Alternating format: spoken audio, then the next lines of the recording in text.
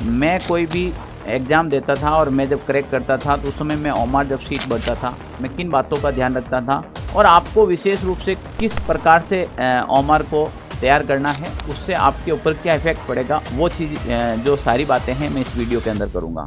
अभी वर्तमान समय के परीक्षा पैटर्न को अपन ध्यान में दें तो अभी बहुत सारे कैंडिडेट हैं जो कंपटीशन की दौड़ में बहुत ज़्यादा कंपटीशन बढ़ा है और इस कारण जितने भी जो पेपर हो रहे हैं वो अलग अलग शिफ्ट के अंदर डिवाइड करके हो रहे हैं। लगातार 2 से 3 दिन हो रहे हैं जिसमें अलग अलग शिफ्ट के अंदर अलग अलग पेपर होते हैं और इस दौरान बच्चा कहीं ना कहीं मानसिक रूप से परेशान होता है कि मेरे किस शिफ्ट में आएगा, मेरे कौन सी पारी के दिन आएगा, मेरा किस डेट को आएगा, मेरा पहला आएगा तो हार्ड नहीं आ जाए, लास्ट में आएगा तो क्या होगा। काफ़ी ऐसे आपके दिमाग में होती हैं और आप मेंटली टॉर्चर होते रहते हैं। प्यारे विद्यार्थियों, जब मैं कोई भी एग्ज़ाम देता था और मैं जब क्रैक करता था तो उस समय मैं ओमार जब शीट भरता था, मैं किन बातों का ध्यान रखता था और आपको विशेष रूप से किस प्रकार से ओमार को तैयार करना है, उससे आपके ऊपर क्या इफेक्ट पड़ेगा, वो चीज़ जो सारी बातें हैं मैं इस वीडियो के अंदर करूँगा।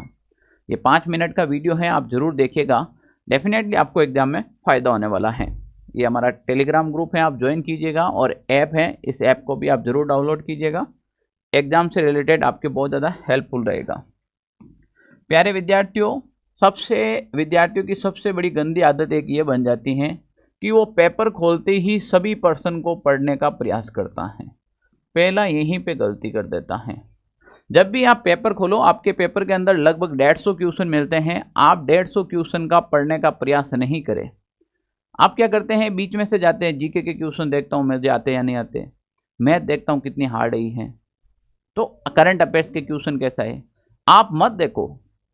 आप शुरू से यानी कि क्वेश्चन नंबर 1 से ही करना शुरू करें।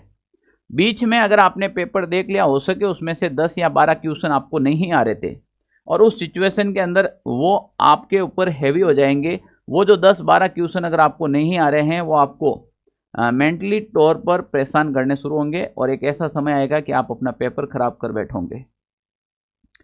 आप क्वेश्चन नंबर 1 से ही शुरुआत करें, आपको आ रहा है या नहीं आ रहा है, सब्जेक्ट कोई भी हो, ठीक है ना। मैं अभी एक पेपर अटेंड करने का तरीका बताता हूं कि मैं जब भी पेपर देता हूं मैं हमेशा क्या करता हूं, देखना आप। मैं पहली बात ये देखता हूं कि मैं वो सवाल देखता हूं, जैसे मान लीजिए मैंने क्वेश्चन उठाया और मैंने देखा कि इसमें 4 विकल्प हैं, 4 विकल्प इसके अंदर दे रखे हैं और चारों विकल्प मुझे नहीं आ रहे हैं। मान लीजिए कोई पर्सन है, उसके अंदर 4 विकल्प दिए हुए हैं और चारों ही विकल्प अगर मुझे नहीं आ रहे हैं तो क्या मुझे वो पर्सन करना जरूरी है क्या?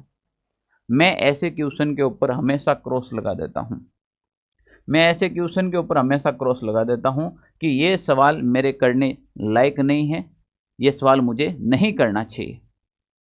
अगर मुझे आ रहा है तो ठीक है, नहीं आ रहा है तो मैं इसके ऊपर क्रॉस लगाकर क्वेश्चन नंबर 2 पढ़ना शुरुआत करूंगा। अगर मेरी सिचुएशन ये होती है कि मान लीजिए कोई भी क्वेश्चन के अंदर अगर मुझे 3 विकल्प नहीं आ रहे हैं, अगर उसके अंदर नहीं आ रहे हैं, एक विकल्प के ऊपर मैं श्योर हूं पर मुझे 3 विकल्प का कोई भी प्रकार का नॉलेज नहीं है, तो मैं ऐसे क्वेश्चन को भी करने की रिस्क कभी नहीं लेता हूं, क्योंकि अक्सर ऐसे क्वेश्चन होते हैं जो हमेशा गलत होने के चांस रहते हैं। तो प्यारे विद्यार्थियों, जब आपको 3 विकल्प का नॉलेज नहीं है, 3 विकल्प आपको नहीं है, तो ऐसे क्वेश्चन को आप अटेंड न करें। ये अक्सर बड़े घातक होते हैं जो आपको असफलता की ओर अग्रसर करते हैं। तो जब आपको चारों ही विकल्प नहीं आ रहे हैं तो वो क्वेश्चन अटेंड करने योग्य नहीं होता है। अगर आपको 3 विकल्प नहीं आ रहे हैं तो उस क्वेश्चन को भी आप अटेंड मत करो। तीसरी सिचुएशन ये बन जाती है कि अगर उस पेपर के अंदर कोई क्वेश्चन है और उसमें से मुझे 2 विकल्प हैं, वो एकदम करेक्ट पता है कि ये इसका आंसर नहीं है या फिर ये हो सकता है। अगर 2 विकल्प आ रहे हैं, अक्सर मैं ऐसे क्वेश्चन को करना पसंद रखूंगा। अक्सर मैं ऐसे क्वेश्चन को अटेंड कर लेता हूं जिसमें 2 विकल्प मुझे आ रहे हैं कि ये 2 तो इसके अंदर नहीं होंगे तो इस 2 में से एक कोई न कोई होगा। तो अक्सर मैं ऐसे जो क्वेश्चन होते हैं उसको अटेंड करता हूं। और मान लीजिए आपको एकदम सही आ रहा है। चौथी सिचुएशन हमारे सामने ये बन रही है 4th नंबर पर कि हमें वो विकल्प एकदम सही आ रहा है, तो अब इसमें सोचने की क्या बात है, जब विकल्प सही आ रहा है तो उसको अटेंड कर लो, विकल्प सही आ रहा है तो उसे अटेंड कर लो, दो विकल्प आ रहा है तो भी उसको अटेंड करने का प्रयास करो। जिसमें विकल्प 3 आपको बिल्कुल नहीं आ रहे हैं उसके ऊपर आप रिस्क न ले, 4 विकल्प नहीं आ रहे हैं उसके ऊपर आप रिस्क नहीं ले। आपका पेपर आता है 150 नंबर का, यानी कि 150 नंबर का पेपर आएगा आपके। अब इस 150 नंबर में से मान के चले कि 10% ऐसे होंगे, 10% ऐसे होंगे जिसके विकल्प आपको बिल्कुल भी नहीं आ रहे हैं। 8 से 10 क्वेश्चन ऐसे आएंगे आपके एग्जाम में जो बिल्कुल करने योग्य नहीं होते हैं और उसमें आपको नहीं करना है। बचे हुए कितने रहे, 5 सवाल ऐसे आएंगे जिसमें एक आध ऑप्शन का आपको नॉलेज होगा। ऐसे क्वेश्चन में भी आपको रिस्क नहीं लेना है। ऐसे क्वेश्चन अक्सर घातक होते हैं जो आपको एग्जाम से बाहर करने के लिए डाले जाते हैं। बच्चा समझता नहीं है, जब आपको आ ही नहीं रहा है तो क्यों हाथ डाले। हो सके पेपर का लेवल स्टैंडर्ड हो, पेपर हार्ड लेवल का बना हो, जरूरी थोड़ी है 150 में से 150 करने। अब मान के चले जब आपने विकल्प बढ़ने शुरू किए, आपने पिछले 1 साल से पढ़ाई की है, तो इसके अंदर मान के चलो 100 क्वेश्चन ऐसे होंगे जिसके आंसर आपको एकदम करेक्ट आ रहे हैं, जिसके आंसर आपको एकदम सही आ रहे हैं। उन 100 क्वेश्चन को सबसे पहले अटेंड करें। 15 क्वेश्चन हमें बिल्कुल भी अटेंड करने ही नहीं है, 100 क्वेश्चन हमने पहले अटेंड करने हैं जो आ रहे हैं। अब इस 15 और 100 के बीच के अंदर लगभग 35 ऐसे क्वेश्चन हैं, 35 ऐसे क्वेश्चन मिलेंगे जिसमें आप विकल्प 2 को चुनना है, उसमें से आप सही या गलत करना है। और ऐसी सिचुएशन में अगर आप ध्यानपूर्वक पढ़ते हो, अगर आप ध्यानपूर्वक पढ़ते हो और ऐसी सिचुएशन में आप मान के चले उस 35 में से हैं वो 20 प्लस आप राइट करने की पूरी गुंजाइश रखेंगे। अगर वहां से 20 प्लस अगर आप राइट करते हो तो 100 और ये 20 टोटल 120 से 125 क्वेश्चन राइट होने के पूरे चांसेज रहते हैं। अक्सर विद्यार्थी क्या करता है, इस बात को तो मैनेज कर लेता है पर वो इन क्वेश्चन के अंदर कहीं ना कहीं हाथ डालेगा, कहीं ना कहीं टांग फंसाएगा और ये क्वेश्चन सीधे गलत होंगे और गलत होते हुए इन क्वेश्चन में आए हुए भी स्कोर कम हो जाएगा, आपका स्कोर 110 के आसपास आ जाएगा। तो अक्सर ऐसे जो क्वेश्चन आ रहे हैं उसको अटेंड बिल्कुल भी नहीं करना है। ऐसे जो क्वेश्चन है जिसका 2 विकल्प हैं, 35 के 35 अगर आप दिमाग लगाकर करेंगे तो 20 प्लस आपके राइट हो ही जाएंगे मान के चला आप। और 100 ऐसे सवाल आएंगे उस पेपर के अंदर जो आपको एग्जिट आ रहे हैं। मान लीजिए अगर ये रेशियो आपका नहीं बैठ रहा है, इसका मतलब पेपर का लेवल स्टैंडर्ड है, जरूरी नहीं है कि आपको करना है, पर एक नॉर्मल पेपर का रेशियो ये होता है। मैं जब भी पेपर अटेंड करता था मैं हमेशा ऐसे ही करता था, मैं क्वेश्चन 1 से ही शुरुआत करता था और आपको भी ऐसे ही करना चाहिए। और अभी तो जो पिछला सीईटी का एग्जाम देखा आपने, अभी कर्मचारी चयन बोर्ड ने बहुत अलग लेवल का पैटर्न दे दिया। पहले जीके अलग देता था, साइंस अलग देता था, मैथ अलग देता, करंट अफेयर्स अलग देता, अब ऐसा कुछ नहीं है, सब मिक्स में दे दिया। तो आपको ऑप्शन 1 से ही शुरुआत करनी है। ऑप्शन 1 से शुरुआत करें और 1 से शुरुआत करेंगे तो लास्ट 150 तक चलेंगे, उसमें से 10 से 15 पे आपके बिल्कुल क्रॉस लग जाएगा, एकदम क्रॉस लगा दो कि मुझे अटेंड नहीं करना है। जिसके ऊपर अटेंड करना उसको टिक करते हुए चलो। फिर आप जब भी ओमार बढ़ते हो 2 वाला विकल्प का ओमार खाली रखो, जो आ रहा है उसको साथ साथ में बढ़ दो। मान लीजिए आपको 100 सवाल एकदम सही आ रहे हैं तो पहली बार जब आप पेपर पढ़ते हो तो 100 गोले आप ओमार में साथ में बढ़ दो। अब आप विकल्प 2 का जो राइट किया है उस पेपर के अंदर उस ऑप्शन उस क्वेश्चन के ऊपर जाओ और ओमार को मैच करो कि खाली है या नहीं, बिल्कुल खाली है। तो अब आप अपनी सोचने की क्षमता बढ़ाओ, अप्रोच लगाओ, किस अप्रोच तक आप सोच सकते हो और आप वो राउंड भर दो। इस हिसाब से आपको पेपर करना है। समय खूब मिलेगा आपको, 150 सवाल के अंदर 3 घंटे का समय मिलता है और कितना समय चाहिए। अब बच्चे क्या होता है, यहाँ तक तो समझ में आ गया कि वो ओमार कैसे अटेंड करते हैं। भाई जो सफलता का राज है वो मैं आपको बता देता हूँ, ओमार अटेंड करना भी अपने आप में एक सफलता है। आप पेपर को किस अप्रोच के साथ अटेंड करते हो ये भी एक सफलता का मुख्य कारण है। पढ़ाई तो सभी करते हैं पर सिलेक्शन इसी का होता है। काफ़ी कहते हैं ना 2-3 महीने पढ़े पर इसका सिलेक्शन हो गया, उसकी यहाँ पर अप्रोच अच्छी रही, सोचने की क्षमता अच्छी रही कि पेपर को किस प्रकार से अटेंड करना है। अब रही बात है कि आपका पहली शिफ्ट में है या लास्ट शिफ्ट में है, इसके लिए भी मैं आप लोगों को एक चीज़ बताता हूँ यहाँ पर। प्यारे विद्यार्थियों, ओमार जब आप फील करो उस समय कुछ मेजर पॉइंट हैं उसके ऊपर ध्यान रखना, आपको कुछ विशेष बातें हैं उन विशेष बातों को ध्यान में रखना है। ये ओमआर आएगी और इस ओमआर के अंदर 5 विकल्प होंगे। पहले 4 विकल्प होते थे, अब 5 विकल्प कर दिया। और पांचों विकल्प का फायदा क्या है वो चीजें आपको यहाँ पर समझनी है। जब मैं यहाँ पर 5वें विकल्प की बात करूं, अब देखना कुछ चीजें हैं, मैं वो आपको सीधा समझाने का प्रयास कर रहा हूं। ब्लू पेन से आप यहाँ पर गोला भरेंगे, डार्क ब्लू पेन से। तो प्यारे विद्यार्थियों, जब आप डार्क ब्लू पेन से गोला भर रहे हो, अगर मान लीजिए इसके अंदर आपको आ रहा है कि बिल्कुल भाई इसके अंदर बी आंसर हो रहा है, तो बी आप इसके अंदर राउंड भर दीजिएगा।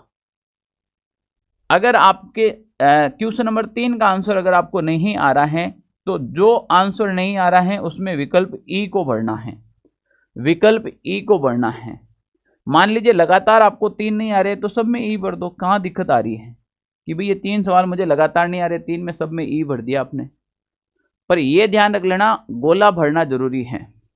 अब इस सिचुएशन में आपको राइट आ रहा था, यहाँ पर ए भर दिया, यहाँ पर बी भर दिया, यहाँ ए, यहाँ सी, यहाँ पर आपने बी भर दिया। आपको जैसा आ रहा था भर दिया, पर आपको नहीं आ रहा उसमें आपने क्या भर दिया, ई भर दिया। यहाँ पर 2 सिचुएशन होगी, समझ लेना इस सिचुएशन को।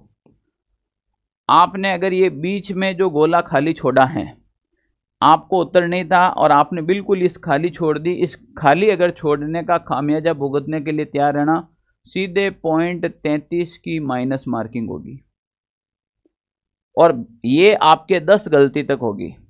अगर 10 गोले आपने छोड़ दिए पूरे 150 के अंदर, पूरे 150 गोले में से अगर आपने 10 गोले छोड़ दिए जब तक, तो पॉइंट 33 की माइनस मार्किंग होगी। और 10 के बाद अगर आपने 11वां गोला छोड़ दिया तो आप एग्जाम से बाहर हो जाओगे। अब यहाँ पे फायदा क्या नहीं छोड़ने का। मान लीजिए आपको आ रहा था इसके अंदर ए आंसर राइट था, पर आपने बी भर दिया। आपने क्या भर दिया, बी भर दिया। गलत हो गया, कोई बात नहीं। अब गलत हो गया तो इसका पॉइंट 25 ही माइनस मार्किंग होगी। गलत की तो पॉइंट 25 होगी, जबकि खाली छोड़ने की पॉइंट 33 माइनस मार्किंग होगी। इस बात को समझना है। और मान लीजिए आपको नहीं आ रहा था और आपने विकल्प ई भर दिया। अब इस विकल्प ई का मतलब होता है कि आपने यहाँ पर खाली छोड़ दिया, तो यहाँ पर कोई भी माइनस मार्किंग नहीं होगी, आपको 0.00 की माइनस मार्किंग होगी। कितना, 0.00 की। तो यहाँ पे आपके नंबर नहीं कटेंगे, बिल्कुल भी नहीं कटेंगे यहाँ पर नंबर। तो हमेशा ध्यान रखें, आपको 150 सवाल अटेंड पूरे करने हैं। जो मैंने यहाँ पर बताए हैं कि ये जो सिचुएशन के अंदर 10 से 15 गोला हैं जो आपको नहीं भरना है, उस सिचुएशन में आपको ऑप्शन ई भरना है। जहाँ पर आपको बिल्कुल भी अटेंड नहीं करना है, उस सिचुएशन में हमेशा आपको ई भरना है। सफलता हमेशा निश्चित रूप से मिल जाएगी आपको। प्यारे विद्यार्थियों, जैसे आपके एग्जाम अलग अलग डेट को अलग अलग शिफ्ट में होते हैं। मान लीजिए किसी के 1 तारीख का एग्जाम है और किसी के 3 तारीख का एग्जाम है, किसी के फर्स्ट शिफ्ट में है, किसी का लास्ट शिफ्ट में है। तो लास्ट शिफ्ट वाला ये सोच रहा होगा कि मैं फर्स्ट शिफ्ट का पेपर देख लूंगा कि लेवल कैसा रहेगा। फर्स्ट शिफ्ट वाला ये सोच रहा है कि यार मुझे पता नहीं पेपर कैसा आएगा, अगर मेरा बाद में आता तो मैं जरूर सफल हो जाता। ये केवल और केवल आप मन के अंदर कमजोर हो। इसीलिए एक कहावत है महाभारत की कि युद्ध भूमि में लड़ने से पहले मनोभूमि में खेला जाता है। आप अभी भी मेंटली स्ट्रांग नहीं हुए हैं, तब जाकर आपके दिमाग में ऐसी बातें आएगी। हमेशा ध्यान रखें, पेपर पैटर्न एक तर्ज पर नहीं होता है जब पारियां शिफ्ट में होती हैं। सरकार कुछ न कुछ उलटफेर करती रहती है। मान लीजिए जैसे सीईटी का पेपर हुआ अलग अलग शिफ्ट में, लास्ट शिफ्ट वाला क्या उखाड़ लिया फर्स्ट शिफ्ट का, कुछ भी ऐसा नहीं होता है। अगर आपके फर्स्ट शिफ्ट में है तो घबराने की आवश्यकता नहीं है, और आपके अगर लास्ट शिफ्ट में है तो खुश होने की आवश्यकता नहीं है। जो आपने 1 साल कर्म किए हैं, 1 साल में आपने पढ़ाई की है, जब तुम 365 दिन के अंदर अगर कुछ नहीं उखाड़ सकते हो तो बचे हुए 3 दिन में क्या उखाड़ लोगे, बचे हुए 3 घंटे में क्या उखाड़ लोगे।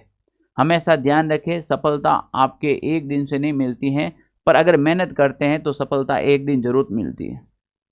तो आप कोई भी शिफ्ट में आराम से करें, सबका पेपर स्टैंडर्ड बराबर रहता है, कुछ भी फर्क नहीं पड़ता है। पेपर स्टैंडर्ड पर जैसे ये 15 सवाल छोड़े, किसी में 20 सवाल छोड़ने लायक थे फिर भी बच्चे अटेंड करें, तो नॉर्मलाइजेशन उसी के ऊपर डिपेंड करेगा कि इसमें कितने हार्ड थे जो छोड़ने लायक थे और बच्चों ने अटेंड कर लिए फिर भी। तो हो सके जो सवाल आपको नहीं आ रहा है उसको अटेंड करने की कोशिश कम करें। पेपर के अंदर नॉर्मलाइजेशन तय है। अब नॉर्मलाइजेशन का फॉर्मूला कोई भी डिसाइड नहीं कर सकता है किस प्रकार से होता है, वो पेपर के स्टैंडर्ड पर आपके अनुभव के आधार पर पता चलता है पेपर कैसा है। मैं आप सभी के उज्जवल भविष्य की शुभकामनाएं करता हूं। आपका पेपर अच्छा हो, आप विजय होकर आए, आप जीत कर आए। जय हिंद साथियों।